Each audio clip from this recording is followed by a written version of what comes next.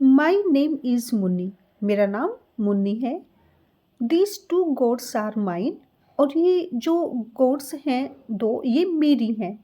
अब यहाँ पर देखिए मुन्नी उनको क्या बता रहे हैं, उनको लग रहा है कि कहीं वो उनसे उनकी गोट के बारे में तो बात नहीं कर रही, कहीं उनको ये डाउट तो नहीं हो रहा कि ये गोट किसी और की है। तो वो बिल्कुल सिंपल वे में उनको बता रही हैं, क्योंकि उनको समझ ही नहीं आ रहा कि वो क्या पूछ रहे थे। And no one can gainsay it, though our village is full of slanderers these days. And no one can gainsay it. और कोई भी इस बात के अपोज नहीं जा सकता, मीन्स कोई भी इस बात को डिनाई नहीं कर सकता, किस बात को, कि ये जो टू गोड्स हैं ये मेरी हैं। Though our village is full of slanders. No doubt कि हमारा जो विलेज है वो उसमें क्या है, सिर्फ गॉसिप्स होती हैं और ये र्यूमर्स हैं। और किस तरह की र्यूमर्स होती हैं दीज डेज, आजकल ये र्यूमर्स वहाँ पर हैं। Who will not hesitate to say. और पीपल इतने ज़्यादा हमारे गांव में आजकल इस तरह की बातें चल रही हैं कि पीपल को, जो गांव के लोग हैं, उन्हें ज़रा सा भी हेजिटेट नहीं होता झूठ बोलने में।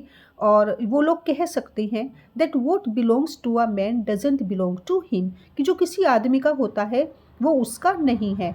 मीन्स अगर कोई चीज़ आज किसी आदमी की है तो हमारे गांव में क्या होता है कि इस तरह के र्यूमर्स क्रिएट किए जाते हैं। ये कहा जाता है कि ये चीज़ उसकी नहीं है जबकि वो उसकी अपनी है।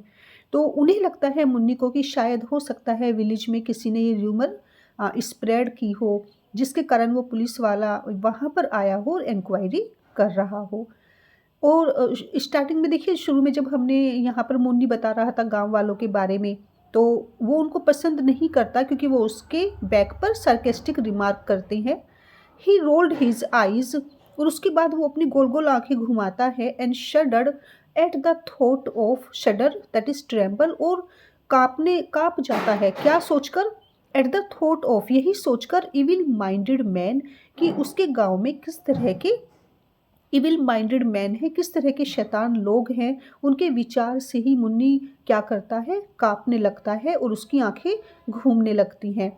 And women peopling his village, man and women, कि ऐसा नहीं कि सिर्फ मैन इस तरह की बातें करते हैं, वीमन भी इस तरह की बातें करती हैं। तो उसके गांव में किस तरह के लोग, अब यहाँ पर मैन एंड वीमन का मतलब आ जाएगा जो पीपल हैं, कि उसके गांव में किस तरह के लोग रहते हैं और उनकी किस तरह की थिंकिंग है।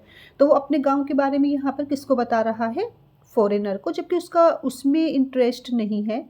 The foreigner faithfully looked at the direction indicated by Munni's fingers. तो मुन्नी किसकी तरफ फिंगर कर रहा था, वो जो उसकी टू गोड्स थी, that these two gods are mine. और जब वो उसकी तरफ इंडिकेट करता है अपनी फिंगर से, तो फॉरेनर क्या करता है, उसी डायरेक्शन में देखता है जिस डायरेक्शन में मुन्नी ने अपनी फिंगर से इंडिकेट किया था, इशारा किया था। Gazed for a while at the two gods and the rocks. और फॉरेनर कुछ टाइम के लिए किसको देखता है, उसकी जो टू गोड्स होती है उनको देखता है, और फिर रॉक्स को देखता है। एंड रॉक्स दैट इज चट्टान को देखता है। And with a puzzled expression took out his silver cigarette case. लेकिन उसे कुछ समझ नहीं आता, फॉरेनर इतना पजल्ड हो जाता है। तो जो उसके एक्सप्रेशंस होते हैं, फेशियल एक्सप्रेशन और उसकी बॉडी लैंग्वेज से पता चलता है कि वो कितना पजल्ड है। मीन्स उसे समझ ही नहीं आ रहा कि वो तमिल में बातें कर रहा है कि वो उसे क्या बता रहा है। तो इसीलिए वो फॉरेनर क्या करता है, अपना सिल्वर सिगरेट केस को निकालता है और उसमें से एक सिगरेट को जलाता है। एंड लिट आ सिगरेट, तो वो स्मोक करना शुरू कर देते हैं। Suddenly remembering the courtesies of the season. और तभी उस फॉरेनर को याद आता है कि ये मैनर्स नहीं है, आप इस तरह से सिगरेट पी रही हैं तो ये कर्टेसी नहीं है। और वो क्या करता है, ही आस्क्ड, तो जो एक कर्टेसी होती है उसके अकॉर्डिंग वो पूछता है किससे, मुन्नी से, डू यू स्मोक, क्या आप भी स्मोक करते हैं।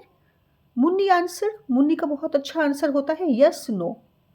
अब आर के नारायण ने इतने अच्छे वर्ड लिए हैं, हाँ भी और ना भी। अब सामने वाला इससे क्या आइडिया लगाए, क्योंकि उनसे दो ही वर्ड आते हैं, लेकिन सबसे अच्छा ह्यूमर क्रिएट तब होता है जब वो दोनों वर्ड को एक साथ बोलते हैं। इसका मतलब होता है कि उन्हें उसका मीनिंग भी नहीं पता कि दोनों का मीनिंग बिल्कुल अपोजिट होता है। तो अब वो यहाँ पर बोलते हैं yes no. Whereupon the red faced man took a cigarette. अब उन्हें भी फॉरेनर को कुछ समझ नहीं आता क्योंकि यस ले वो या नो ले, लेकिन फिर भी वो क्या करते हैं, वो एक सिगरेट निकालते हैं अपने सिल्वर सिगरेट केस से and gave it to Munni, और किसको दे देते हैं, मुन्नी को दे देते हैं, who received it with surprise.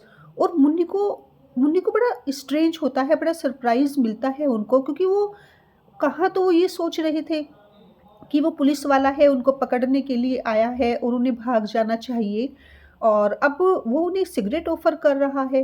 तो मुन्नी उसको ले लेते हैं, और कैसे ले लेते हैं, एक सरप्राइज़ के साथ, having had no offer of a smoke from anyone for years now. क्योंकि अब तक इतने साल हो चुके हैं, किसी ने भी उनको इस तरीके से सिगरेट ऑफ़र नहीं की, काफ़ी साल हो चुके हैं इस तरीके से, और कह सकते हैं कि किसी ने उन पर अटेंशन पे नहीं की, किसी ने उनको इतना ज़्यादा ऑनर प्रोवाइड नहीं किया, तो उनको बड़ा सरप्राइज़ होता है और वो तुरंत क्या कर लेते हैं, उस सिगरेट को ले लेते हैं। Those days when he smoked bhang were gone. अब पहले उन्होंने बताया था कि जो वो बूचर आता था टाउन से, वो उनके लिए भांग लेकर आता था, बीटल लीव्स लेकर आता था, तो अब वो दिन तो चले गए, है ना? दैट इज़ वर गॉन, वो दिन चले गए। कौन से दिन चले गए, जब कभी वो भांग पिया करते थे। Those days when he smoked bhang were gone, वो अब दिन चले गए, और कब पीते थे, with his sheep and the large hearted butcher. वो बूचर जरूर था जो टाउन से आता था, लेकिन इतना लार्ज हार्टेड था कि वो जब भी टाउन से आता था उनके लिए कुछ ना कुछ लेकर आता था, और अपनी शीप के साथ वो क्या करते थे, उसे स्मोक करते थे। तो उन्हें याद आ रहा है, लेकिन अब उस बात को काफ़ी टाइम हो चुका, अब उनके लिए कोई भी कुछ लेकर नहीं आता। Nowadays he was not able to find even matches। और आजकल तो उसकी ये हालत हो चुकी है कि सिगरेट की बात छोड़ो, अब तो उसे मैच बॉक्स भी नहीं मिलता, मीन्स उसे एक माचिस तक नहीं, अब वो खुद ले सकता है, कोई तो नहीं देगा, लेकिन वो खुद भी नहीं ले सकता। ही लेट अलोन भांग, तो भांग की बात तो छोड़ो, अब वो एक मैच बॉक्स तक नहीं ले सकता है, उसकी ऐसी हालत हो चुकी है। His wife across and borrowed a fire at dawn from a neighbor। अब देखिए उनके घर में क्या नहीं है, एक मैच स्टिक तक नहीं है, मैच बॉक्स भी नहीं है, माचिस तक उनके घर में नहीं है, और उसकी वाइफ क्या करती है, वाइफ वेंट अक्रॉस, उसकी वाइफ जाती है और क्या करती है, जो पड़ोस के घर होते हैं या पड़ोस में से, एट डॉन, सुबह के टाइम, मॉर्निंग के टाइम, उसका क्या काम होता है, क्योंकि घर पर माचिस नहीं है, तो वो फायर भी उधार लेकर आती है, मीन्स वो दूसरों के घरों से क्या लाती है, आग लाती है, अंगीठी उसके बाद ही जलती है, तो उनके घर में एक मैच बॉक्स तक नहीं है। He had always wanted to smoke a cigarette, और उसकी हमेशा ये इच्छा थी, वो काफ़ी समय से क्या चाहता था, सिगरेट पीना चाहता था। Only once had the shopman given him one on credit, और सिर्फ एक बार उसको शॉपमैन ने, वही शॉपमैन जिसके यहाँ पर वो गया था, बातें बनाता था, तो एक बार उसी शॉपमैन ने उसको क्या दी थी, सिगरेट दी थी, उधार दी थी। And he remembered how good it had tested, और आज भी उसको उसका टेस्ट याद है। जब शॉपमैन ने उसको वो सिगरेट दी थी, तो उसने जब उसको पिया था, तो स्मोक किया था, तो उसे आज भी उसका टेस्ट याद है, लेकिन उस बात को काफ़ी टाइम हो चुका है। तो आज भी मुन्नी को याद है कि वो कितना ज़्यादा उसका टेस्ट अच्छा था, किसका, इट मीन्स सिगरेट का। दी अदर, दी अदर से मतलब जो फॉरेनर होता है, अब जो दूसरा पर्सन होता है, फ्लिक्ड द लाइटर ओपन, और वो क्या करता है, अपने लाइटर को निकालता है, उसे खोलता है, उसको जलाता है, and offered a light to Munni, और मुन्नी को ऑफर करता है। अब यहाँ पर ये इतना कॉमिक सीन है, इतना ज़्यादा ह्यूमर यहाँ क्रिएट होता है कि मुन्नी तो अपने विचारों में खो जाते हैं। फॉरेनर उनको क्या करता है, सिगरेट ऑफर करता है, फिर अपना लाइटर निकालता है और उसको मुन्नी के सामने रखकर जलाता है, तो उसका क्या मतलब होता है कि वो सिगरेट जला रहा है। मुन्नी फेल्ट सो कन्फ्यूज्ड, और मुन्नी को कुछ समझ ही नहीं आता, मुन्नी इतना कन्फ्यूज्ड हो जाते हैं अबाउट हाउ टू एक्ट, कि वो कैसे रिएक्ट करें, अब वो कैसे एक्ट करें, मतलब उनको क्या करना है, उन्हें समझ ही नहीं आता, जैसे फॉरेनर उनके सामने लाइटर जलाते हैं। That he blew on it and put it out. तो मुन्नी क्या करते हैं, उसे फूंक मारते हैं और उसे बुझा देते हैं। तो ये इतना कॉमिक सीन होता है और एग्जाम में पूछा जाता है ये कि जब फॉरेनर उनको वो लाइटर जलाते हैं तो मुन्नी क्या करते हैं। तो यहाँ पर ये लिखना है he blew on it and put it out, कि वो उसको फूंक मारकर बुझा देते हैं। दी अदर पजल्ड, अब फॉरेनर फिर पजल्ड हो जाते हैं, उन्हें समझ नहीं आता कि वो मतलब क्या क्या कर रहे हैं, क्योंकि उन्होंने सिगरेट तो ले ली लेकिन जब वो उसे जलाते हैं तो वो उसको बुझा देते हैं। लेकिन फिर भी वो क्या करते हैं, but undaunted flourished his lighter presented it again. लेकिन फिर भी वो क्या करते हैं, दोबारा से अपने लाइटर को जलाते हैं और उसे प्रेजेंट करते हैं एंड लिट मुन्नीज सिगरेट, और मुन्नी की सिगरेट को जलाते हैं as a courtesy. Munni drew a deep puff and started coughing. और मुन्नी को काफ़ी टाइम हो गया था स्मोक किए हुए, उनकी एज भी इतनी हो चुकी है, तो वो क्या करते हैं, एक काफ़ी गहरा जो पफ होता है कश लेते हैं और तभी क्या करना शुरू कर देते हैं, कॉफ करना, खांसना शुरू कर देते हैं। It was racking no doubt but extremely pleasant. तो ये जो सिगरेट होती है थोड़ी सी रैकिंग होती है, क्योंकि ये फॉरेनर सिगरेट होती है जिसको कभी भी उन्होंने इस तरीके से टेस्ट उसका नहीं लिया होता। फर्स्ट टाइम वो इस तरह की सिगरेट का टेस्ट ले रहे हैं। लेकिन कुछ भी हो, चाहिए कितनी भी रैकिंग हो, लेकिन ये काफ़ी अच्छी है, काफ़ी प्लीजेंट है। सो मुन्नी को उसका टेस्ट काफ़ी अच्छा लगा और उन्हें खुशी होती है इस तरह का टेस्ट। अच्छा, वो इतना ज़्यादा प्लीजेंट क्यों था, क्योंकि यहाँ पर आर के नारायण ने दोनों ही वर्ड यूज़ किए हैं, दैट वाज ट्रू, कि वो रैकिंग भी थी, मतलब उसका जो टेस्ट था वो रैकिंग था मुन्नी के लिए, लेकिन प्लीजेंट था। तो रैकिंग कहते हैं कि जो काफ़ी ज़्यादा पेनफुल होता है, और इतना ज़्यादा अजीब सा लगा उनको शुरू में टेस्ट, लेकिन फिर भी उनको बहुत अच्छा लगा। When his cough subsided, he wiped his eyes।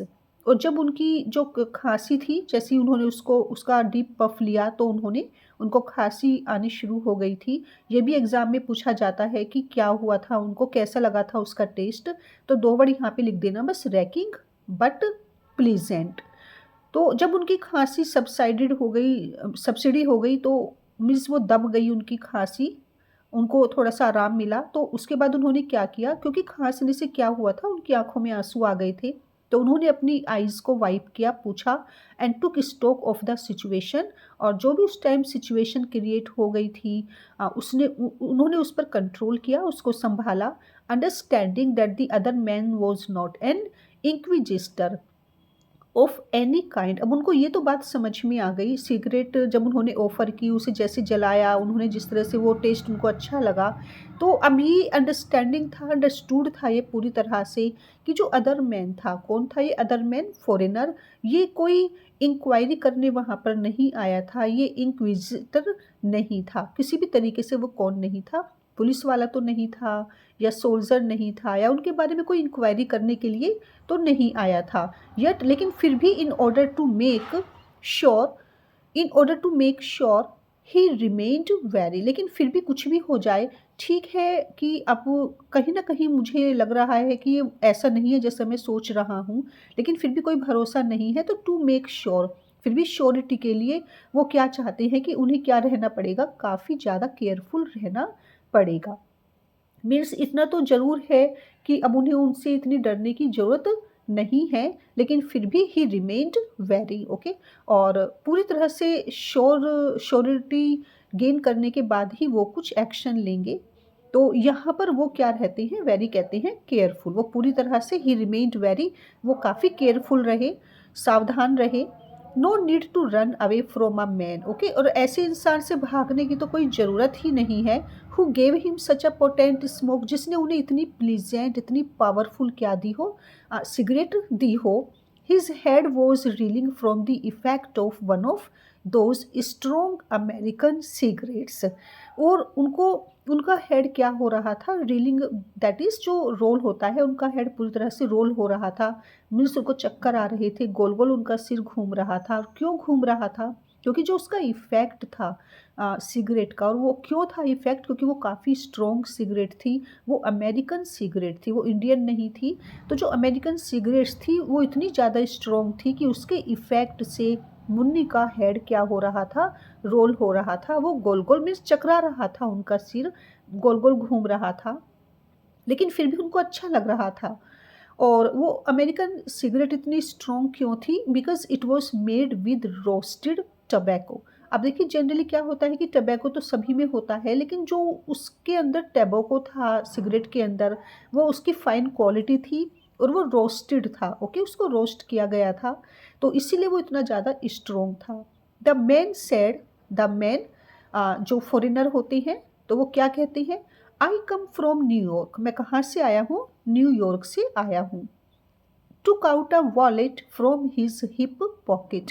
और ये काफ़ी इम्पोर्टेंट है एग्ज़ाम के लिए कि अब यहाँ पर देखिए वो अमेरिकन क्या करते हैं, अपने वॉलेट से अपना वॉलेट निकालते हैं अपनी पॉकेट में से, और एंड प्रेजेंटेड हिज कार्ड। तो उनकी एक कर्ट ऐसी है कि वो अपना विजिटिंग कार्ड निकालते हैं अपने वॉलेट से।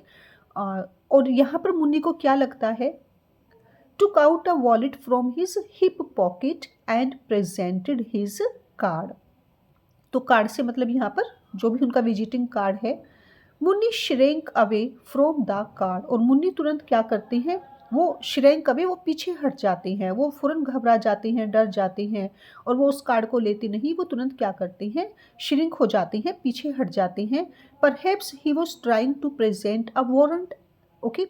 अब यहाँ फिर कितना अच्छा सीन क्रिएट हो रहा है, काफ़ी कॉमिक सीन है, यहाँ पर ह्यूमर क्रिएट होता है, और ये एग्ज़ाम में आता है क्वेश्चन कि अमेरिकन वो जो फ़ॉरेनर होते हैं वो अपना विजिटिंग कार्ड जब निकालते हैं तो मुन्नी का क्या रिएक्शन होता है, मुन्नी उसे कैसे लेते हैं, मुन्नी क्या समझते हैं उस विजिटिंग कार्ड से।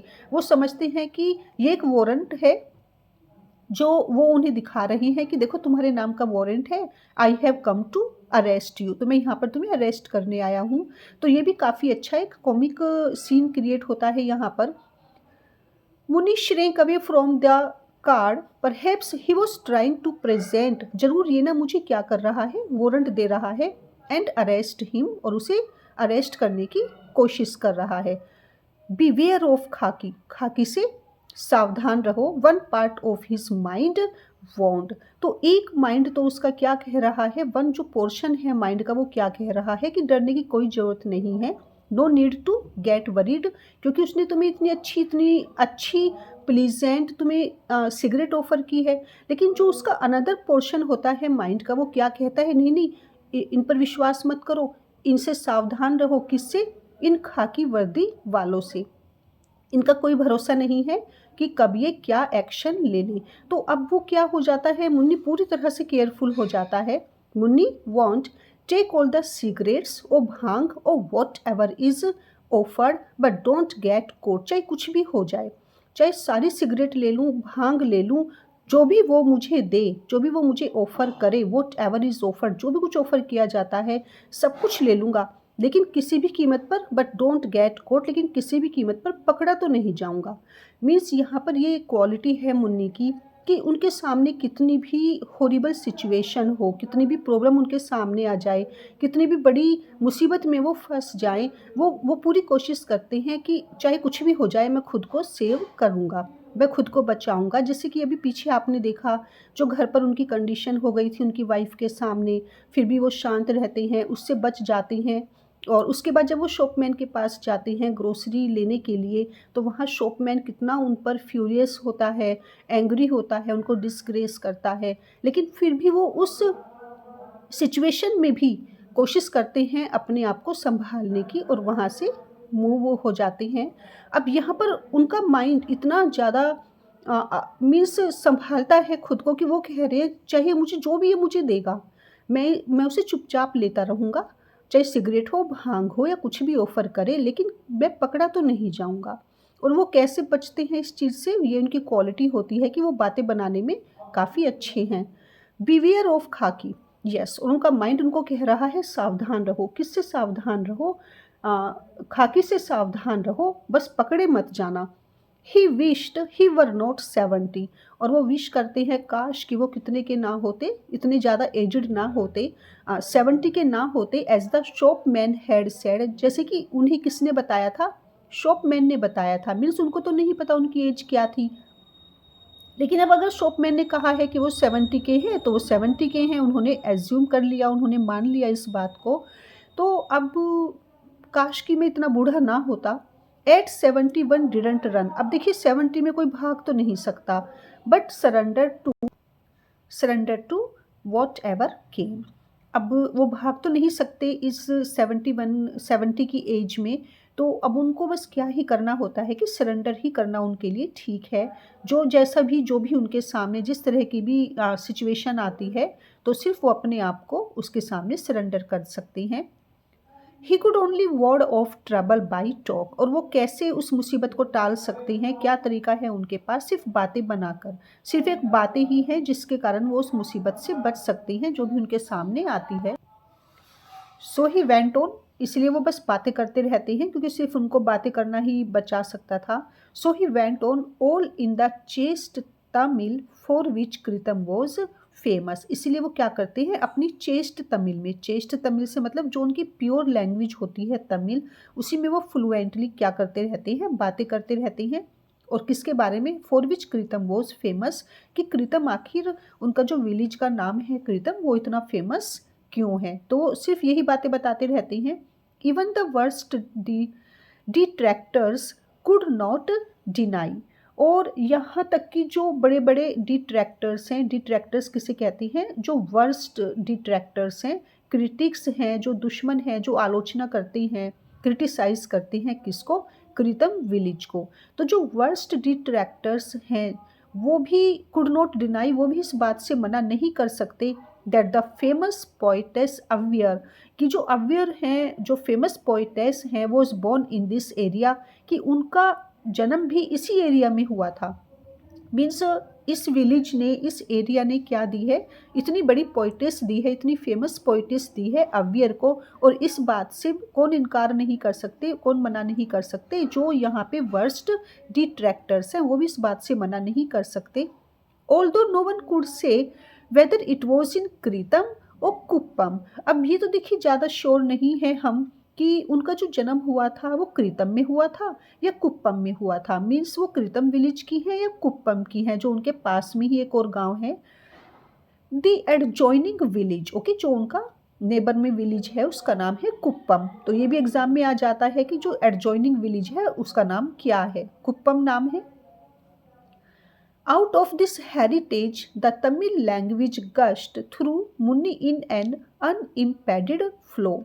और यही रीज़न होता है कि इसी के कारण, अपनी इसी हेरिटेज के कारण, कौन सी, जो उनकी तमिल लैंग्वेज थी और जिसमें उनका इतना अच्छा फ्लो था, तो मुन्नी इतनी ज़्यादा फ्लुएंटली बोल रही हैं तमिल लैंग्वेज को, और वो क्या कह रही है, through Muni in an unimpeded flow, okay, जो फ्लुएंट उनका फ्लो होता है, जो बिना रुके हुए वो इतना अच्छे तरीके से अपनी उस तमिल लैंग्वेज में बात कर रही है जो उनको किससे मिली है, विरासत में मिली है। और वो क्या बोलते हैं, अब आगे वो बोलते चले जाते हैं। He said before God sir, भगवान हु सीज एवरीथिंग, जैसे हम कहते हैं ना कि भगवान सब कुछ देख रहा है, तो हम उससे कुछ भी नहीं छिपा सकते।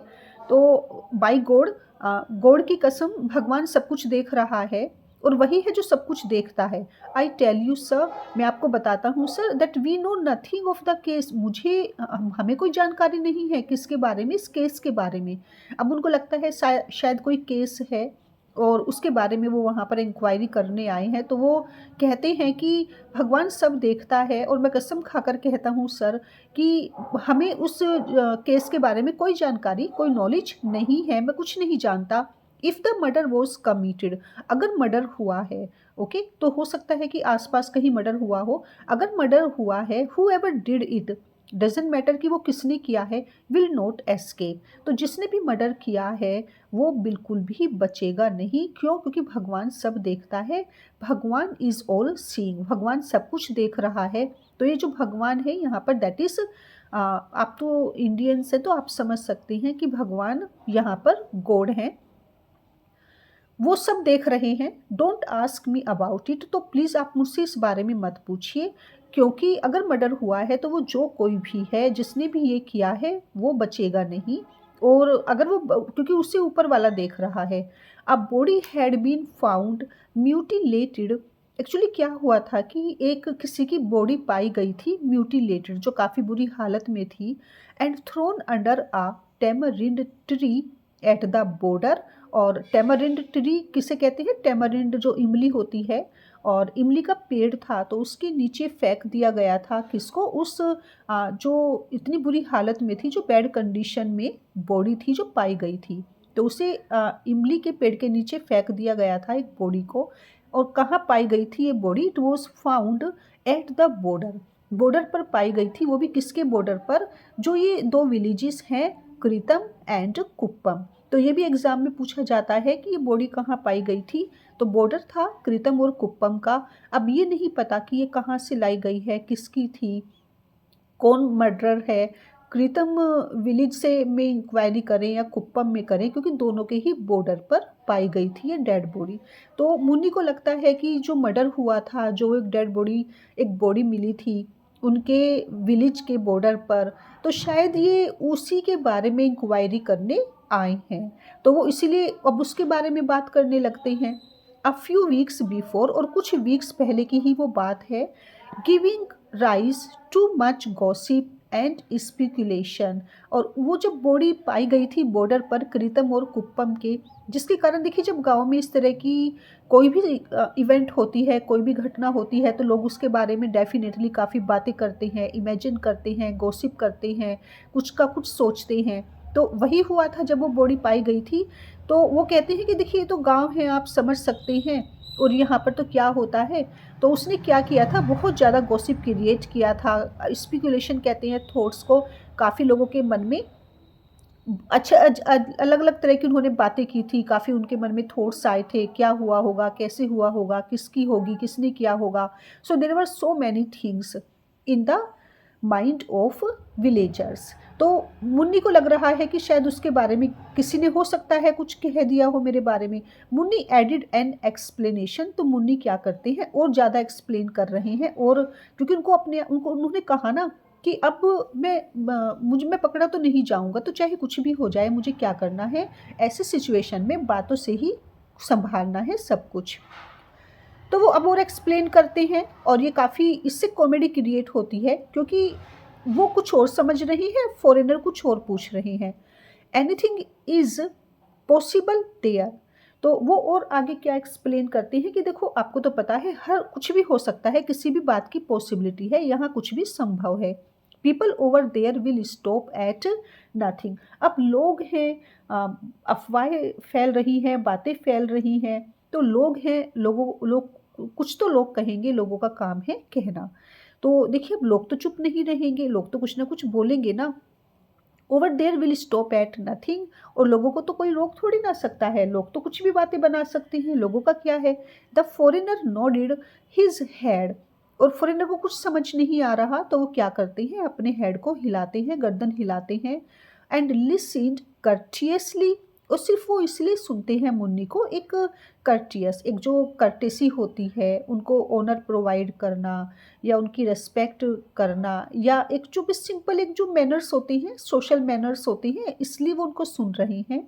लेकिन सुनने का मतलब ये नहीं है कि वो उनको समझ रहे हैं, या उनको उनको उनकी बातें समझ आ रही हैं। बस वो क्या करते हैं, सुनते हैं और अपने गर्दन को हिलाते हैं।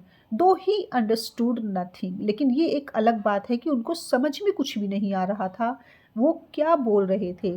तो यहाँ पर फिर बताते हैं कि क्योंकि एग्जाम में पूछा जाता है फॉरेनर को, जो फॉरेनर है, अमेरिकन है, उनको क्यों समझ में कुछ नहीं आ रहा है? क्योंकि मुन्नी तमिल लैंग्वेज में बातें कर रही हैं, जो भी वो बोल रही हैं तमिल में बोल रही हैं, जो फॉरेनर को समझ नहीं आ रही है Tamil language. I am sure you know when this horse was made. अब देखिए फॉरेनर को कुछ समझ नहीं आ रहा है, तो फॉरेनर क्या कहते हैं, उस हॉर्स की तरफ इंडिकेट कर कर, जो ऊपर स्टेचू है हॉर्स का, वो उस पर आते हैं।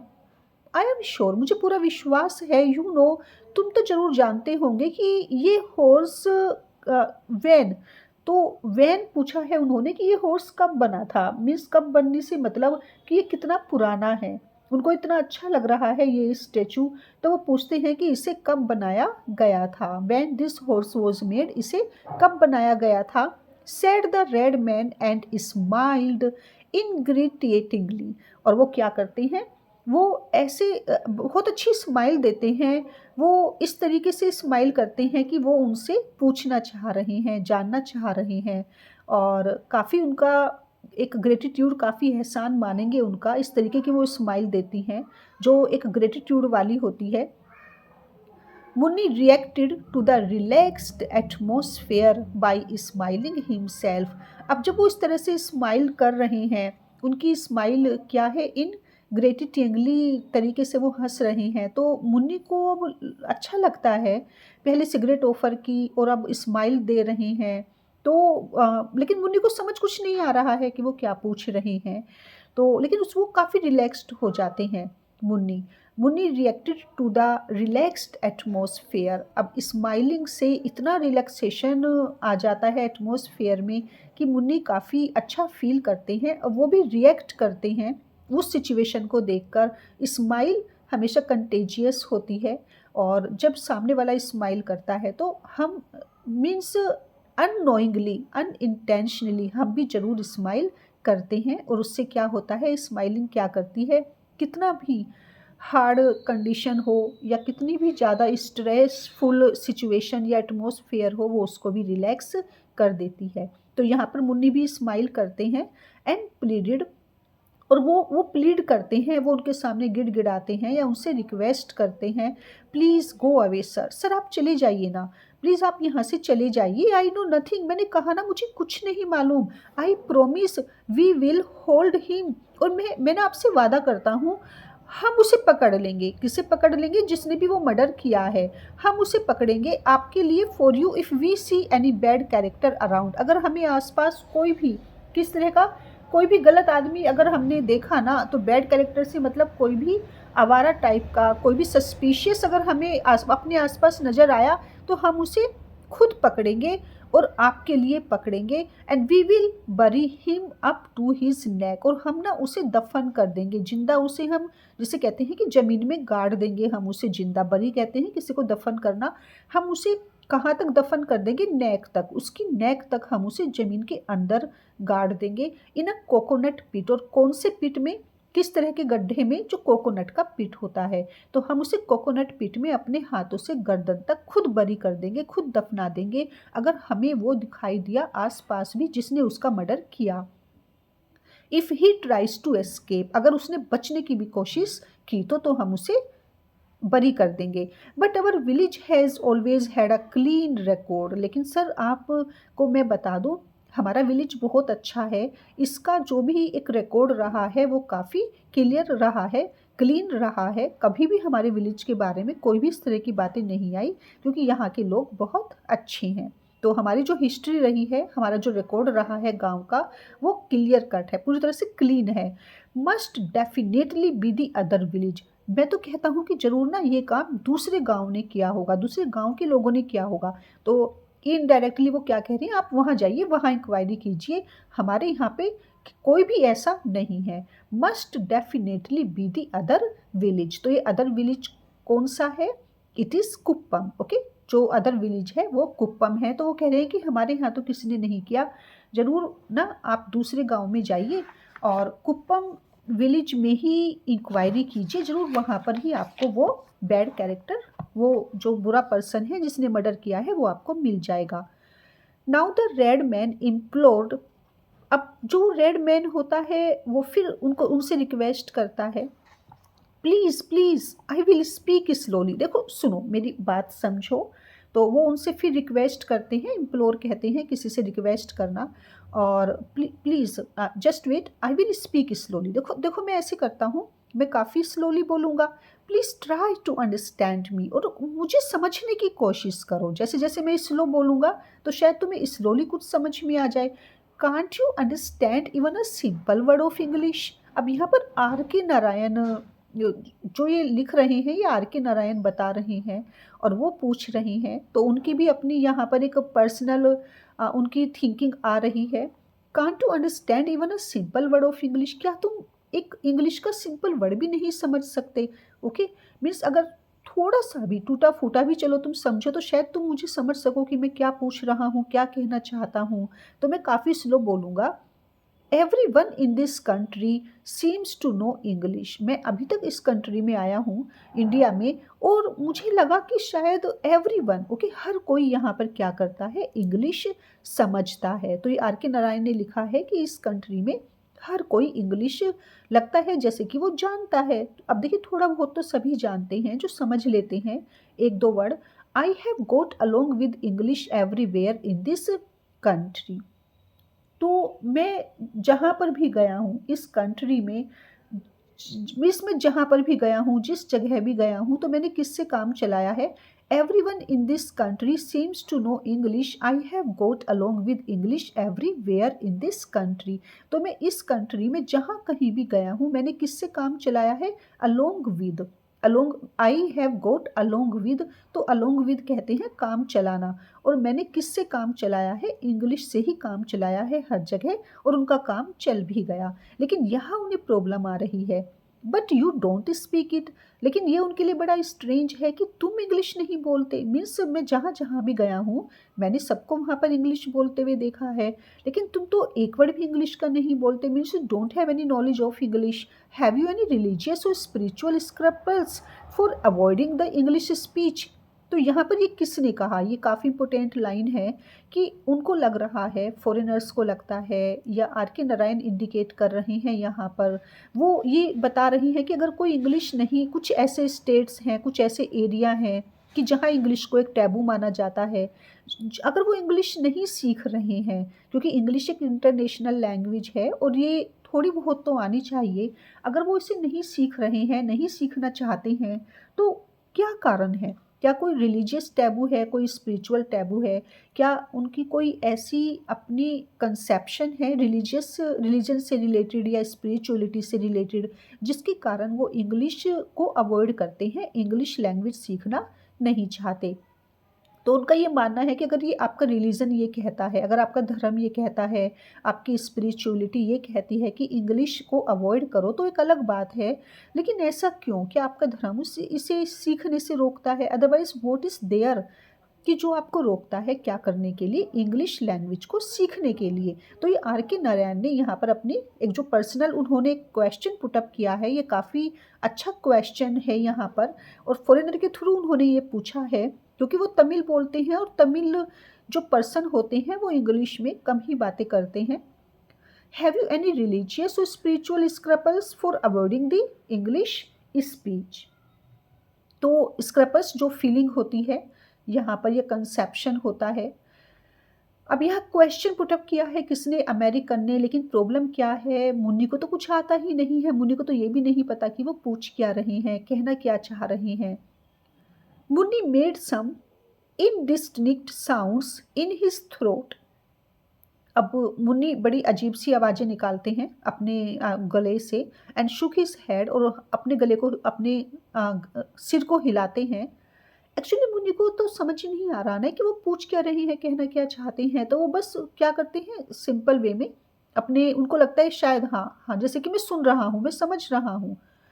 Encouraged, the other went on to explain at length. Encouraged, अब जब वो इस तरह से अपने सिर को हिलाते हैं तो उनको क्या लगता है, जो फॉरेनर होते हैं उनको लगता है कि वो उनकी बातों को समझ रहे हैं, तभी तो वो इस तरह से सिर हिला रही हैं। Means he is getting his point.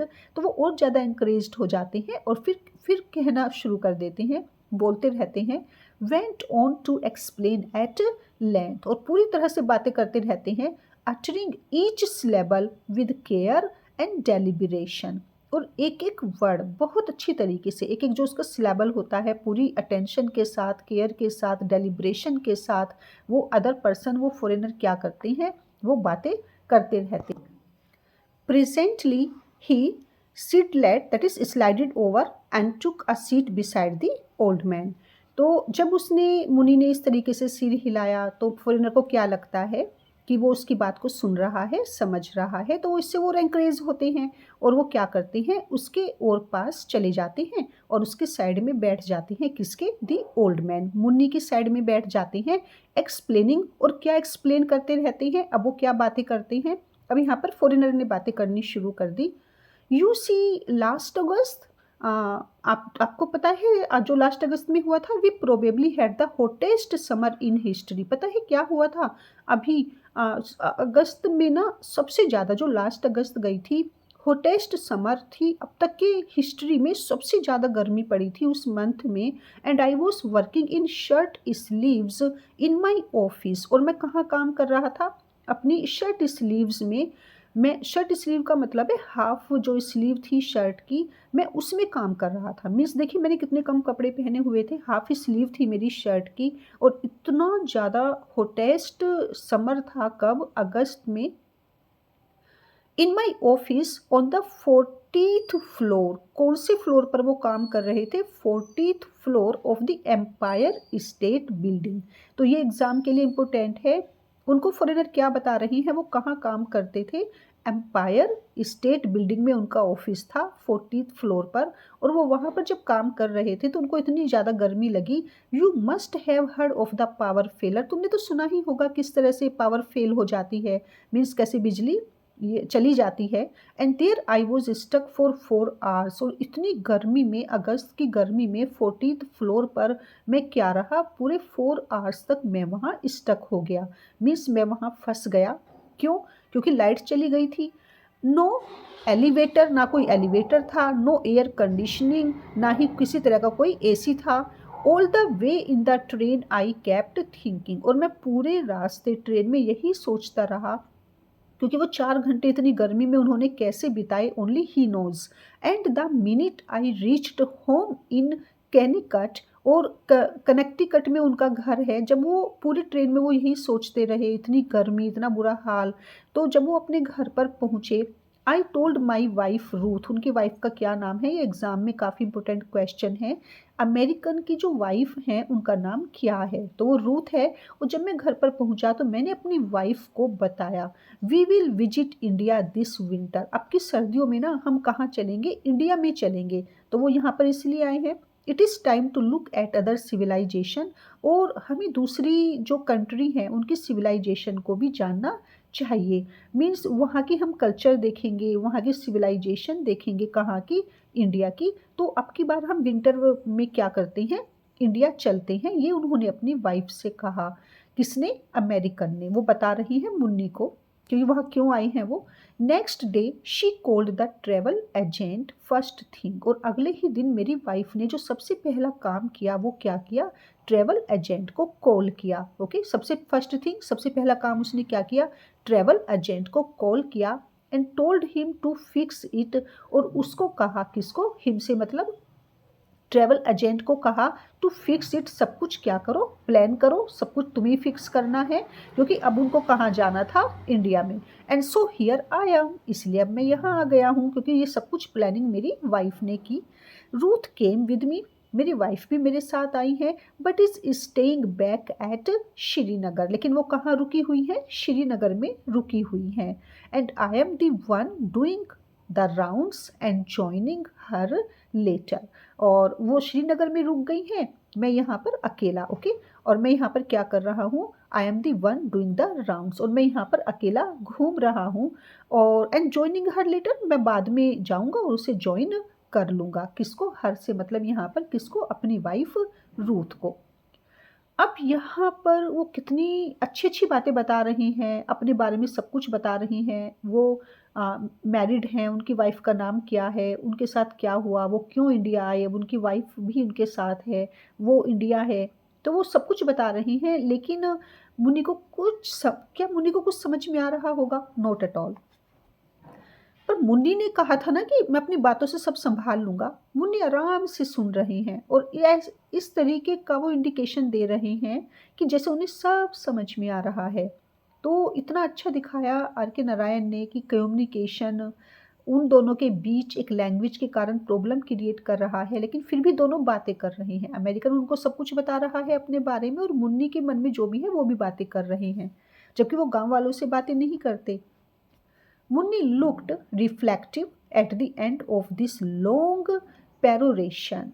Okay, और जो इतनी लंबी ये पूरी जो लॉन्ग पेरोरेशन, जो लॉन्ग कन्वर्सेशन हो रही थी, जो इतनी बड़ी ये बातें चल रही थी, देखिए वो कहाँ से कहाँ तक बोले हैं। ओके, यहाँ से ये पूरा बोल रही है ना वो।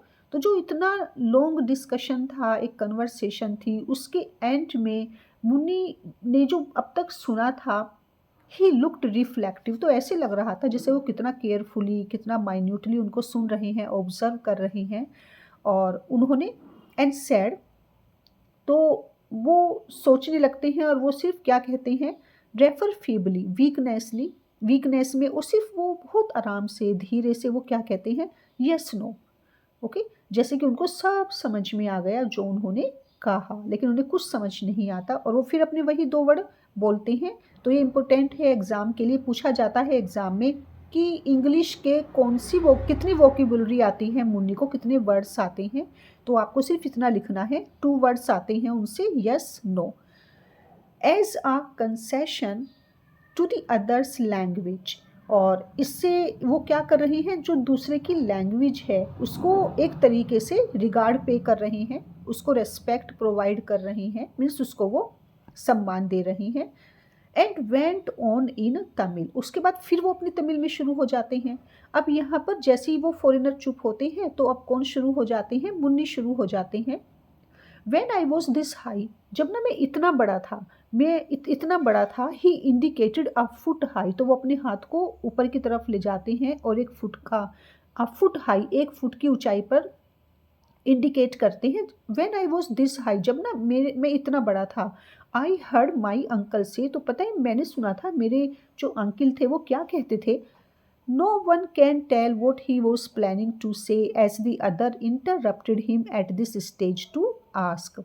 नो वन कैन टेल, किसी को नहीं पता। अब वो उन्होंने रोक दिया ना अंकल से, तो अब वो पता नहीं क्या कहानी सुनाने वाले थे, क्या ही बोलने वाले थे, क्या उनके मन में प्लानिंग चल रही थी, क्या बताने की चल रही थी, क्या बोलना चाह रहे थे। तो कुछ नहीं कोई बता सकता, क्योंकि उनको इंटरप्ट कर दिया किसने, फॉरेनर ने। अब जैसे ही वो अपनी बातें सुनाना शुरू कर दिया उन्होंने, आई हर्ड माई अंकल से, तो उनको फॉरेनर ने इंटरप्ट किया इस स्टेज पर और क्या पूछा उनसे, boy what is the secret of your teeth, how old are you. अरे ये तुम्हारे दांतों का सीक्रेट क्या है, क्योंकि वो तो 70 ईयर्स ओल्ड हैं। तो यहाँ पर सीक्रेट से मतलब क्या है कि जरूर उनके ना दांत रहे होंगे मुंह में। हाउ ओल्ड आर यू, तुम्हारी एज क्या है, तुम्हारे टीथ का सीक्रेट क्या है। The old man forgot what he had started to say. अब वो तो 70 ईयर्स ओल्ड हैं, बेचारे को तो पता ही नहीं है, उन्हें तो बस बातें करनी है। अब जब वो उनको बीच में इंटरप्ट करते हैं, उनसे क्वेश्चन पुटअप करते हैं, तो वो भूल जाते हैं कि वो क्या क्या कहने वाले थे, क्या वो बातें कर रहे थे, और फिर वो शुरू हो जाते हैं। He had started to say and remarked sometimes we too lose our cattle. हाँ हाँ, कभी कभी ना हम ही हमारी कैटल को खो देते हैं।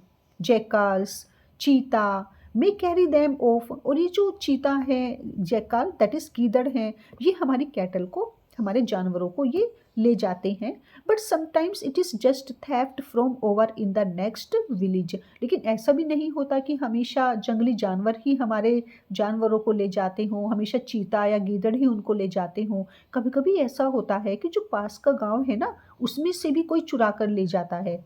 But sometimes it is just theft, तो ये चोरी भी हो सकती है from over in the next village. जो नेक्स्ट विलेज कौन है, कुप्पम, तो वहाँ से भी कुछ लोग आते हैं और हमारे जानवरों को चोरी कर कर ले जाते हैं, और हम सोचते हैं कि उनको कोई जंगली जानवर पकड़ कर ले गया। And then we will know who has done it, और हम भी ना पता लगा ही लेते हैं कि ये काम किसका है। ये चीता जैकल का काम है, या जो नेक्स्ट विलेज में रहते हैं लोग चोर, उनका काम है। अवर प्रीस्ट, और कैसे पता लगाते हैं हम, our priest at the temple can see in the camphor flame. हमारा जो, हमारे मंदिर का जो पुजारी है ना, वो कैम्फर की जो फ्लेम होती है, कैम्फर बोलते हैं कपूर, कपूर जब जलाते हैं ना, तो उसकी जो फ्लेम होती है, उसकी जो लो होती है, तो उसकी फ्लेम से, कैम्फर की फ्लेम से हमारे मंदिर के पुजारी ईजिली पता लगा लेते हैं। और पता है उसमें क्या होता है, उस फ्लेम के अंदर चेहरा आ जाता है, किसका? थीफ का फेस आ जाता है। जो चोर होता है ना, जिसने हमारे जानवर चुराए होते हैं, तो उसका फेस उस फ्लेम में नज़र आ जाता है हमारे प्रीस्ट को, और वो ईज़िली बता देते हैं कि ये काम किसका है। And when he is caught, और जब हम उस चोर को पकड़ लेते हैं ना, ही गेस्चर, तो वो अपने हाथों से इशारा करते हैं with his hands a perfect mincing of meat. जैसे कि किसी की कोई मीट होता है, उसे क्या करते हैं, उसे मिन्स करते हैं परफेक्ट वे में। हम उसकी क्या करते हैं, तो वो ऐसे चॉपिंग करना, जो हाथों से वो इशारा कर रहे हैं, गेस्चर दे रहे हैं कि, और जब हम चोर को पकड़ लेते हैं ना, फिर हमें पता है कि हम उसकी बहुत अच्छे तरीके से, तो वो हाथों से बता देते हैं कि वो क्या करते हैं, मीन्स वो उसको अच्छे तरीके से पनिश करते हैं। फॉरेनर क्या पूछ रही हैं, वो क्या बात कर रही हैं, मुन्नी उनको क्या बता रही हैं, और यही आर के नारायण की इतनी बेस्ट क्वालिटी है, इतना अच्छा प्रेजेंटेशन है। दोनों एक दूसरे को नहीं जानते, दोनों एक दूसरे की लैंग्वेज भी नहीं समझते, और फिर भी दोनों बातें कर रही हैं आराम से बैठकर। अमेरिकन अपने बारे में बता रही हैं, मुन्नी अपने अपने पास्ट को, अपने फ्लैशबैक में जा रही हैं, वो उसके बारे में बता रही हैं। The American watched his hands. अब लैंग्वेज तो समझ नहीं आ रही, लेकिन जो उनका गेस्चर है, जो उनका बॉडी का गेस्चर है, उनके हाथों का गेस्चर होता है, वो उससे समझ लेते हैं। Intently and sad, I known when you mean, हाँ हाँ हाँ, मैं समझ गया तुम क्या कहना चाहते हो। चॉप समथिंग, अच्छा तुम ना कुछ काटने की बात कर रहे हो। तुम जो कि तो हाथों से किसकी बात कर रहा था, काटने की, थीफ को। चॉप समथिंग, तुम कुछ काटने की बात कर रहे हो। Maybe I am holding you up and you want to chop wood, अच्छा अच्छा, मैं समझ गया।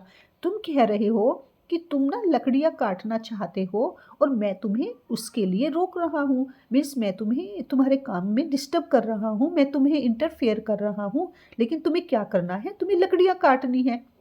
Okay, where is your axe, तुम बताओ तुम्हारी एक्स कहाँ है। ओके, एक्स का मतलब यहाँ पर तुम्हारी कुल्हाड़ी कहाँ है, जिससे तुम लकड़ियाँ काटते हो।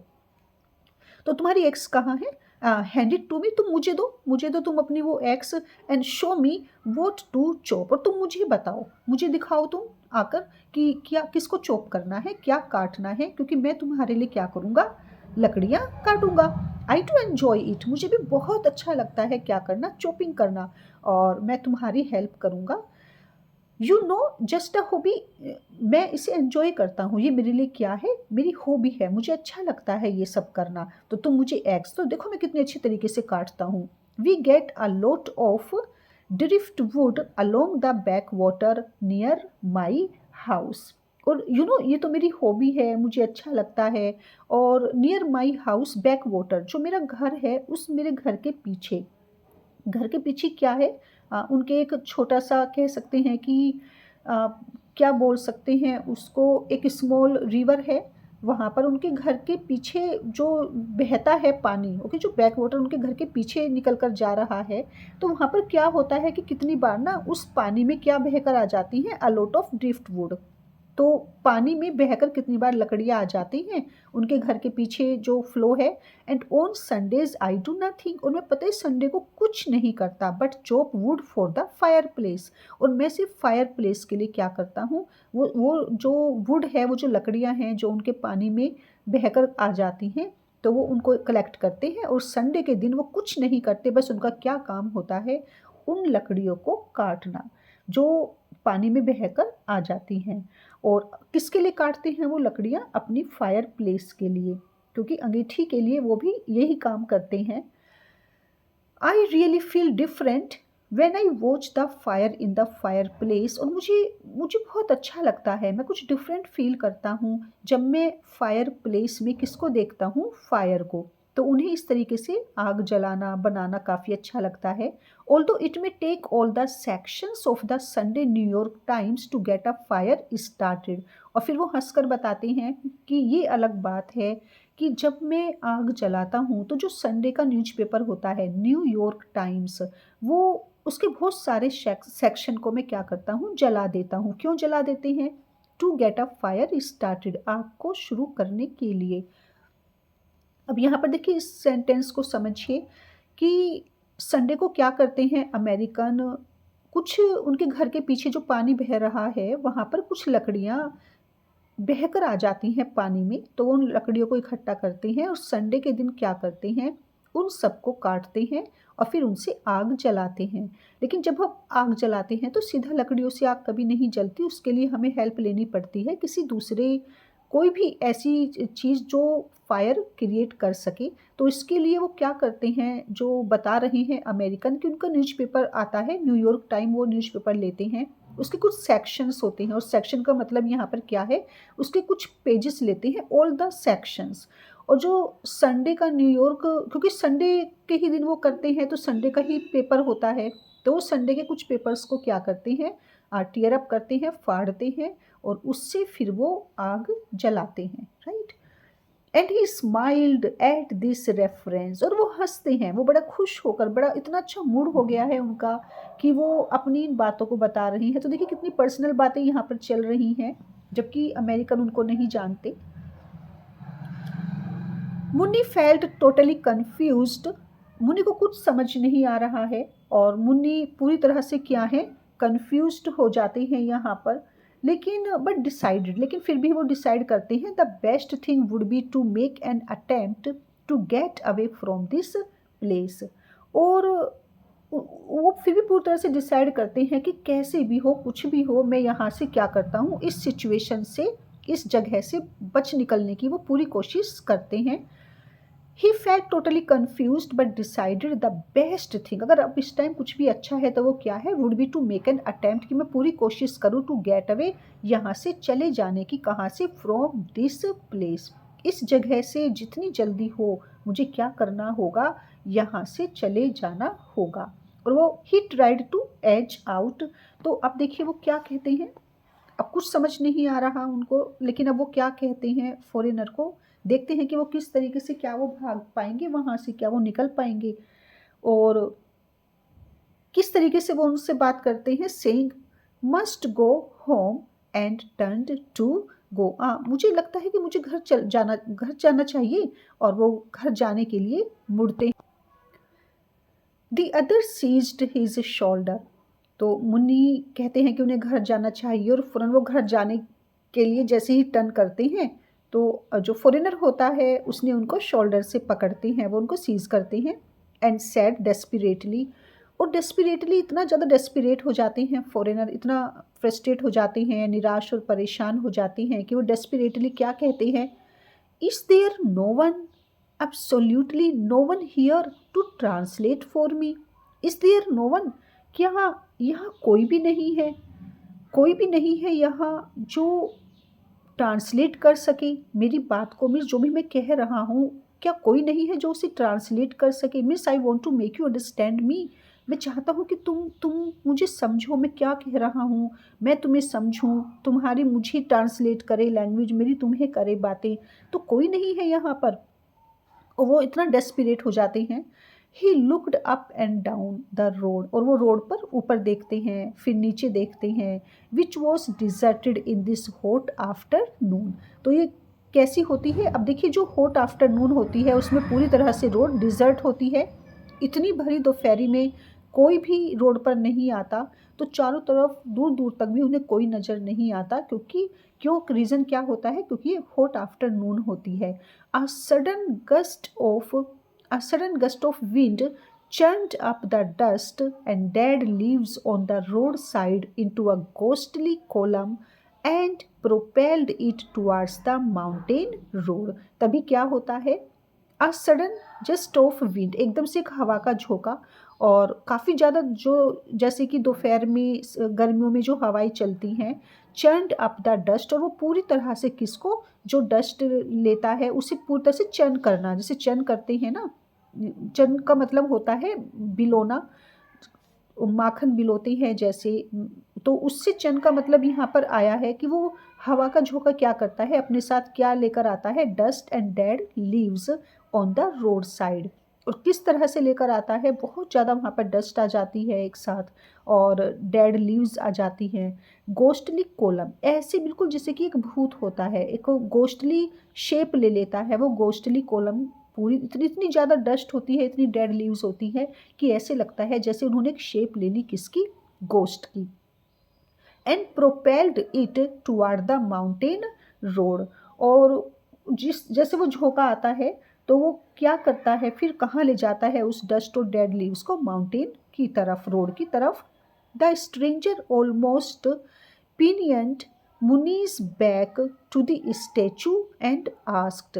अब स्ट्रेंजर वो फॉरेनर क्या पूछते हैं, क्योंकि मुन्नी के शोल्डर पर उन्होंने हाथ रखा हुआ था, और अब जो बैक होती है उस स्टैचू की, उस पर हाथ रखते हैं और क्या पूछते हैं, isn't दिस स्टैचू योवर्स, ये स्टैचू तुम्हारा ही है ना, why don't you sell it to me, तुम इसे बेच क्यों नहीं देते मुझे। अब यहाँ पर वो उनका इंटरेस्ट है उस हॉर्स के स्टैचू को परचेज करने में, जो किसका है, विलेजर्स का है। विलेजर्स से मतलब जो उस गांव का है। Why don't you sell it to me, तुम इसे मुझे बेच क्यों नहीं देते। The old man now understood the reference to the horse. अब क्योंकि उन्होंने हॉर्स पर जैसे हाथ रखा तो उन्हें हॉर्स से वो इतना समझ गए कि अब किसके बारे में बात कर रहे हैं, हॉर्स के बारे में बात कर रही हैं, लेकिन लैंग्वेज से समझ नहीं आया। उनकी जो बॉडी गेस्चर है, बॉडी लैंग्वेज है, उनके गेस्चर से उन्हें समझ में आया कि अभी किसके बारे में बात कर रही हैं, हॉर्स के बारे में। थॉट फॉर अ सेकेंड, और वो मुन्नी कुछ देर के लिए सोचते हैं, and said in his own language, और फिर अपनी ही लैंग्वेज में, अपनी तमिल में फिर बताना शुरू कर देते हैं। आई was N achieve this high, मैं इतना बड़ा था। ओके, मीन्स इतना तो वो समझ जाते हैं कि चलो अब ये हॉर्स के बारे में बातें कर रहे हैं। और वो जो पीछे था उनको मर्डर वाली, पहले उनको लगा कि गोट के बारे में बात कर रही हैं, गोट के बारे में इंक्वायरी करने आई हैं, तो वो कहती हैं नहीं मेरी हैं। फिर उनको लगता है कि ये जो डेड बॉडी मिली थी कुप्पम और कृतम बॉर्डर पर, ये उसके बारे में इंक्वायरी करने आए हैं। लेकिन अब उनको लग रहा है कि थैंक्स गॉड ये ऐसा कुछ नहीं है, वो किसके बारे में बात कर रही हैं, हॉर्स के बारे में। तो वो क्या बताते हैं उनको कि मैं इतना बड़ा था। ओके, इतना बड़ा था मैं। When I heard my grandfather explain this horse and warrior, जब मैं इतना बड़ा था ना तो मेरे जो दादाजी थे वो इस हॉर्स और वॉरियर के बारे में बताया करते थे। And my grand father himself was the high, और मेरे जो दादाजी थे वो इतने बड़े थे। When he heard his grand father, तो उनके दादाजी उनको ये बताया करते थे, और उनके दादाजी हुज ग्रैंड फादर, और उनके दादाजी। तो देखिए वो मुन्नी क्या कह रहे हैं, अपने दादाजी, फिर उनके दादाजी के दादाजी, और उनके दादाजी के दादाजी के दादाजी। तो वो कितना फ्लैशबैक में जा रही हैं, वो कितना लॉन्ग नरेट करने वाले हैं, मीन्स कितना कुछ बताने वाले हैं वो। और ये इतना ज़्यादा यहाँ पर ह्यूमर क्रिएट करता है कि काफ़ी फ़नी लगता है यहाँ पर। उनकी तो बातें ही ख़त्म नहीं होंगी अगर उनको फ्लैशबैक में भेज दिया जाए, तो उतनी ज़्यादा हिस्ट्री वो यहाँ पर बता रहे हैं हॉर्स के बारे में। दी अदर मैन, अभी तो वो पता नहीं कहाँ कहाँ से कितने ग्रेट ग्रैंड फादर के बारे में बताने वाले थे, लेकिन अगर उनको कौन इंटरप्ट नहीं करते, the other man interrupted him, तो तभी बीच में वो रोक देते हैं उनको। I don't want to seem to have stopped here for nothing, देखो मैं यहाँ बेकार में रुकना नहीं चाहता। ओके, मैं यहाँ पर क्यों रुकूँ, why to waste my time. तो वो कहते हैं कि मैं मीन्स मैं यहाँ पर ज़्यादा देर रुकना नहीं चाहता। I will offer you a good price for this, वो कुछ और बता रही हैं, और अदर मैन जो फॉरेनर हैं वो सिर्फ किसके बारे में बात कर रही हैं। अब उन्होंने पूरी तरह से अपना मन बना लिया है क्या करने का, उस स्टेचू को जो हॉर्स का है उसे परचेज करने का। और वो क्या कहते हैं, मैं तुम्हें इसकी अच्छे प्राइस दे सकता हूँ, मैं तुम्हें इसके, मैं ज़्यादा देर यहाँ रुकूंगा नहीं, मेरा कोई ऐसा इरादा भी नहीं है। He said indicating the horse, so American horse की तरफ इंडिकेट कर कर कहते हैं कि मैं इसे परचेज करना चाहता हूँ और मैं तुम्हें इसकी एक अच्छी प्राइस दूंगा, अच्छा पैसा मैं तुम्हें इसका दूंगा, मेरा यहाँ पर कोई इरादा भी नहीं है ज़्यादा टाइम रुकने का। He had concluded without the least doubt, और अमेरिकन को जरा सा भी डाउट नहीं था, वो पूरी तरह से इस कंक्लूजन पर आ चुके थे बिना किसी डाउट के, जरा सा भी लीस्ट डाउट, जरा सा भी उनको डाउट नहीं था किस बात का, that Munni owned this mud horse, कि ये जो मिट्टी का घोड़ा बना हुआ है इसके मालिक कौन है, इसका ओनर सिर्फ और सिर्फ वो पर्सन है जो उनके सामने है, दैट इज मुन्नी। तो उनको ऐसा लगा कि उस हॉर्स का ओनर मुन्नी है। Perhaps he guessed by the way he sat at its pedestal, और जरूर ये जो यहाँ पर बैठे हैं इस तरीके से बैठे हैं, उन्होंने उनको लगा लाइक अदर सोविनियर सेलर्स। जैसे क्या होता है कि इन दिस कंट्री से मतलब कि इंडिया में क्या होता है कि लोग अपना सामान बेचने के लिए इसी तरीके से कहाँ बैठते हैं, पेडिस्टल, इस तरह से रोड साइड पर वो बैठते हैं, प्रिसाइडिंग ओवर देयर वेयर्स। किसको लेकर? अपने सामानों को लेकर। मीन्स जो भी उनको सामान बेचना होता है तो वो क्या करते हैं, इसी तरीके से रोड साइड पर बैठते हैं। और वो भी वहीं पर, मुन्नी भी, वो जो पर्सन है वो भी अपने सामान को लेकर ऐसी बैठी हैं और उसको वो इसी तरीके से बेचते हैं जैसे मुन्नी बैठी हैं। तो ये इस तरीके से उनको ये लगता है कि ये सामान किसका है, हॉर्स मुन्नी का है। वो यहाँ पर रोड साइड पर बैठी हैं क्योंकि वो विलेज से बाहर है, हाईवे के करीब है। तो ये यहाँ पर बैठी हैं और उनका पर्पस क्या है, वो इसे बेच रही हैं। और बेच रही हैं तो वो तैयार हैं उसे खरीदने के लिए, लेकिन वो उनको प्राइस बताए कि उसके क्या प्राइस हैं। Muni followed the man's eyes and pointing fingers and dimly understood. तो मुन्नी किसको देख रही हैं? उनकी आइज को देख रही हैं और उनकी फिंगर्स को देख रही हैं कि वो किस तरह कैसे बातें कर रही हैं। मीन्स वो समझ रही हैं उनके गेस्चर से, उनकी आइज से, उनकी फिंगर से। वो पॉइंट आउट जो कर रहे हैं वो समझ कोशिश कर रही हैं, समझने की कोशिश सिर्फ उनकी आइज और उनकी पॉइंटिंग फिंगर से। And dimly understood the subject matter. और अभी भी वो ज़्यादा समझे नहीं है, डिमली, वो हल्का सा समझे हैं कि आखिर सब्जेक्ट मैटर क्या है। एंड फीलिंग रिलीव्ड, और काफ़ी ज़्यादा रिलीफ फील करते हैं। मीन्स जिसे कहते हैं कि इतना अच्छा उनको लगता है, इतना रिलैक्सेशन उनको मिलता है, काफ़ी रिलीव्ड फील करते हैं। That the theme of the mutilated body, thanks God, कि वो जो म्यूटिलेटेड बॉडी थी, वो जो डिस्ट्रॉयड बॉडी थी, अननोन बॉडी थी किसी की, उसके बारे में had been abundant at least for the time being, कि थैंक्स गॉड अब इस टाइम, ओके, इस समय तो उसके बारे में कोई बातें नहीं हो रही है। मीन्स उनको समझ में आ जाता है कि वो जो म्यूटिलेटेड बॉडी थी उसका आइडिया, उसकी बातें इस टाइम नहीं हो रही हैं, उसे क्या कर दिया गया है, अबंडन कर दिया गया है। अबंडेंस से मतलब वो प्रोक्रेस्टिनेट हो गया है, मतलब वो टल गया है, तो उसे छोड़ दिया है। वो मैटर था भी नहीं, वो तो उनको, उनकी इमेजिनेशन थी, उनको ऐसा लग रहा था, उनका अपना फियर था। तो अब वो सोचते हैं कि थैंक्स गॉड एक प्रॉब्लम तो कम से कम हटी। उस बारे में तो बात नहीं कर रही हैं। किसके बारे में बात कर रही हैं? हॉर्स के बारे में। तो जो जिस तरीके से वो फिंगर को पॉइंट कर रहे थे तो मुन्नी समझ जाते हैं कि now he is talking of that statue of horse, eight least for the time being, said again enthusiastically. अब तो उनको टॉपिक मिल गया कि उनको किस बारे में बात करनी है, तो वो और ज़्यादा यहाँ पर जीलफुल हो जाते हैं, इतना एक्साइट हो जाते हैं और फिर वो बातें करना शुरू कर देते हैं। I was this high when my grand father, हाँ तो मैं तुम्हें बता रहा था, देखिए यहाँ पर वो बता रहे थे ना, I was an urchin this high when I had my grandfather explain this horse and warrior, and my grandfather himself was this high when he heard his grandfather. Whose grandfather? I was this high when my grandfather told me about this horse. हाँ तो मैं तुम्हें बता रहा था कि मैं इतना बड़ा था, मेरी हाइट इतनी थी जब मेरे दादाजी ने मुझे बताया इस घोड़े के बारे में, एंड द वॉरियर, उस वॉरियर के बारे में।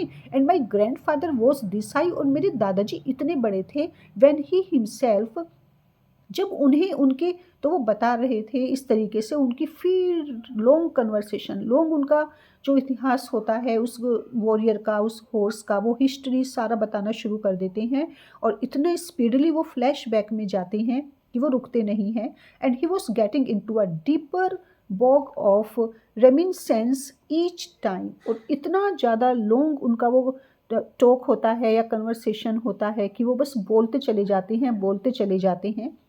And he was getting into a deeper bog, bog कहते हैं जो दलदल होती है, मड़ होती है। और दलदल से मतलब यहाँ पर कि जितना वो फ्लैश बैक में जा रही हैं, जितना वो पीछे जा रही हैं, याद कर रही हैं उनके ग्रैंड फादर, देन उनके great grand father, great great great grand father, उतना ही ज़्यादा रिमिनिसेंस कहते हैं, जो मेमोरीज़ होती हैं, जो उनकी फ्लैश बैक है, उनकी पास्ट की जो मेमोरीज़ हैं, उसमें वो चलते ही चले जाते हैं। मीन्स एक तरह से इसे कहेंगे डीपर बोग ऑफ रिमिनिसेंस की जो यादें हैं, उनकी यादों की दलदल में डीपर एंड डीपर, ओके, गहरे फंसते ही चले जाते हैं। गेटिंग इनटू, तो वो उसमें जाते ही जा रहे हैं ईच टाइम, और हर बार और ज़्यादा नीचे और ज़्यादा नीचे यादों में वो चले जाते हैं। He tried to indicate the antiquity of the statue, जितना ज़्यादा वो इंडिकेट कर रहे हैं, जितना ज़्यादा वो बता रहे हैं उस स्टैचू की किस चीज़ के बारे में, उसका हिस्ट्री बता रहे हैं, वो कितना पुराना है, उसकी एंटिक्विटी बता रहे हैं कि कितना पुराना है, क्या इसकी हिस्ट्री है, कब से देखते आ रहे हैं, कब से वो सुनते आ रहे हैं। उन्होंने ही नहीं सुना, उनके ग्रैंडफ़ादर ने भी सुना, उनके ग्रेट ग्रैंडफ़ादर, तो किसी को नहीं पता कि वो कितना पुराना हॉर्स है, कितना पुराना स्टैचू है। तो आप उनकी बातों से आइडिया लगा लीजिए कि वो हॉर्स जो टाइटल है यहाँ पर आ हॉर्स, कि वो हॉर्स ऐसा ही नहीं है, वो एक तरीके से जो बताया था कि उस गाँव की आन बान शान है, उस गाँव की पहचान है, वो इतना पुराना है कि किसी को नहीं मालूम कि वो कब से और किसने बनाया था। तो उन्होंने, उनके दादाजी ने, उनके परदादा ने, उनके परदादा के दादा और परदादा ने, मीन्स वो कब से उस गाँव में वो स्टैचू है। तो ये उस स्टैचू की एंटिक्विटी है जिसको वो इंडिकेट कर रहे हैं। और यही आर के नारायण ने कॉमेडी क्रिएट की है कि इतना पुराना स्टैचू जिसका किसी को नहीं पता, और उसको अमेरिकन खरीदने की बात कर रहे हैं, क्या मानकर कि मुन्नी उसका ओनर है, राइट। तो अब यहाँ तक आपको इस हॉर्स की रियलिटी पता चल गई होगी, क्योंकि एग्जाम में इस तरह के क्वेश्चंस आते हैं, कितना ज़्यादा वो एंटीक पीस है वो हॉर्स का statue. The Tamil that Muni spoke was stimulating. Okay, अब देखिए कितना अच्छा वर्ड यहाँ पर आर के नारायण ने कितनी अच्छी बात लिखी है कि मुन्नी तमिल लैंग्वेज में बात कर रहे थे, और तमिल लैंग्वेज की अपनी एक मेलोडी होती है, अपना ही एक अलग म्यूजिक होता है, वो इतनी स्वीट, इतनी मेलोडियस होती है ना कि समझ में तो कुछ नहीं आ रहा था कि वो क्या बोल रहे थे, लेकिन जब वो बोल रहे हैं, जिस टोन में बोल रहे हैं, जिस मेलोडी के साथ वो बोल रहे हैं, वो इतना जो एक फ्लुएंसी है, जिस फ्लो के साथ मुन्नी बोल रहे हैं, वो इतना अच्छा लग रहा था अमेरिकन को। उन्होंने इस तरह की टोन, ऐसा रिदम, ऐसी ऐसी मेलोडी उन्होंने कभी सुनी नहीं थी। और बस अमेरिकन बिना समझे, मीन्स जैसे आपने देखा होगा ना, कुछ सॉन्ग्स ऐसे होते हैं कि समझ में तो नहीं आते कि वो क्या कह रहे हैं, क्या कहना चाहते हैं, उनका मीनिंग क्या है, लेकिन बस उन्हें सुनना अच्छा लगता है, और लगता है कि बस सुनते जाएं बिना ये जाने कि उनका मीनिंग क्या है। और कानों को इतना ज़्यादा वो मीन्स मेलोडी प्रोवाइड करते हैं, इतना अच्छा लगता है कानों को कि हम बस उसे सुनना चाहते हैं। तो सेम यही होता है, तमिल जब बोलते हैं मुन्नी, तो वो इतनी स्टिम्युलेटिंग होती है, इतना प्रोवोकिंग होती है, या एक्साइटिंग होती है, या इतनी मेलोडियस होती है, किसके लिए, फॉरेनर के लिए, इवन एज प्योर साउंड। तो प्योर साउंड कहा है तमिल को उन्होंने, आर के नारायण ने यहाँ पर, कि इतना अच्छा लगता है सुनना। And the foreigner listened with fascination, और फॉरेनर इतना ज़्यादा फैसिनेटेड हो जाते हैं, इतना ओवरहेल्म्ड फील करते हैं वो तमिल को सुनकर, कि बस उनका क्या मन करता है, I wish I had my tape recorder here.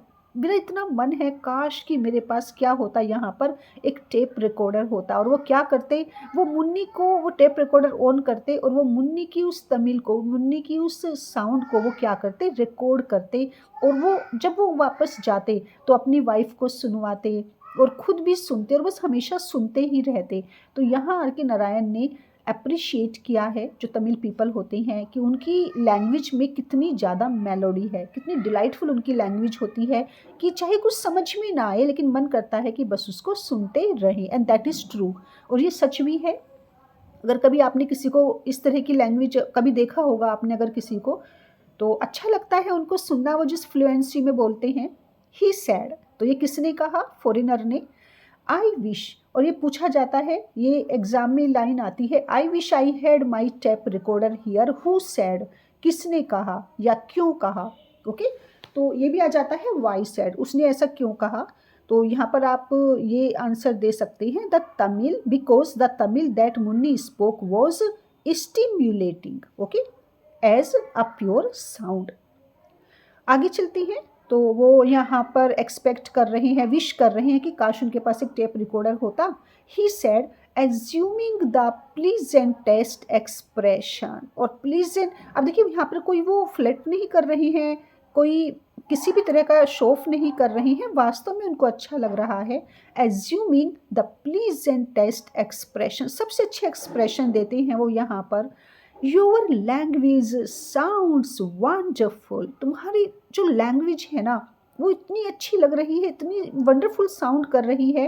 I get a kick out of every word you utter here, कि मैं एक एक वर्ड को ना, जो भी तुम बोल रहे हो, तुम्हारा बोला हुआ एक एक वर्ड मुझे क्या कर रहा है, किक कर रहा है, मीन्स मुझे टच कर रहा है, मुझे अंदर से इतना एक्साइट कर रहा है, इतना स्टिम्युलेट कर रहा है तुम्हारा एक एक वर्ड जो मेरे कानों में आ रहा है। ही इंडिकेटेड हिज ईयर्स, और वो अब अपने कानों पर हाथ रखकर इशारा करते हैं। मुन्नी को समझ नहीं आ रहा है कि वो उनको अप्रिशिएट कर रहे हैं। But you don't have to waste your breath, अब देखिए, you don't have to waste your breath in sales talk, कितना ज़्यादा फन यहाँ पर क्रिएट हो रहा है।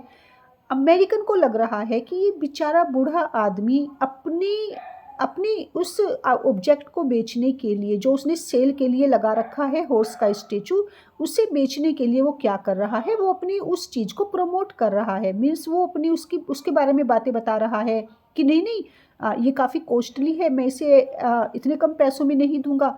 और वो उसको प्रमोट करने से मतलब कि वो किसके बारे में बात कर रहा है, उस सेल की टॉक के बारे में। और उसको वो ये, जैसे कि वो उसका हिस्ट्री बता रही हैं, तो उनको लग रहा है कि ये बेचारा ना इसके बारे में इतनी सारी डिटेल बता रहा है कि ये ऐसा है। जैसे बताते हैं जो भी सेलर होते हैं, जो भी अपना सामान बेचते हैं, तो उस सामान के बारे में सारी क्वालिटीज़ बताते हैं, आपको इतना सस्ता कहीं नहीं मिलेगा, ये ऐसा है, ये वैसा है। तो यहाँ पर फॉरेनर ने कितनी अच्छी बात बोली है, you don't have to wait. देखो, मैं ये नहीं कहता कि मैं आपको सुनना नहीं चाहता, मुझे आपका बोलना पसंद नहीं आ रहा, एक एक वर्ड आपका मुझे बहुत अच्छा लग रहा है, मैं आपको और ज़्यादा सुनना चाहता हूँ, लेकिन आप अपनी ब्रेथ को वेस्ट मत कीजिए। मीन्स आप अपना टाइम वेस्ट मत कीजिए, अपनी एनर्जी वेस्ट मत कीजिए, या आप इतनी ज़्यादा मेहनत मत कीजिए किसमें, अपने सामान को बेचने में। आई अप्रिशिएट दी आर्टिकल, मैं जो आपका सामान है जिसे आप बेचने के लिए यहाँ पर बैठे हैं, मैं उसे अप्रिशिएट करता हूँ, वो मुझे काफ़ी पसंद आया और मैं उसकी तारीफ़ भी करता हूँ। You don't have to explain its points, तो तुम्हें इसकी ना सारी बातें बताने की मुझे कोई भी ज़रूरत नहीं है, क्योंकि मैं ऑलरेडी, मुझे ये अच्छी लगी आपकी आइटम और मैं इसे परचेज़ करना चाहता हूँ। तो आप ज़्यादा इसको एक्सप्लेन कर कर, अपनी आइटम की क्वालिटी को ज़्यादा इसको एक्सप्लेन कर कर क्या ना करें। आप अपनी अपनी सांस को यहाँ पर वेस्ट करने का मतलब कि आप अपना टाइम वेस्ट ना करें।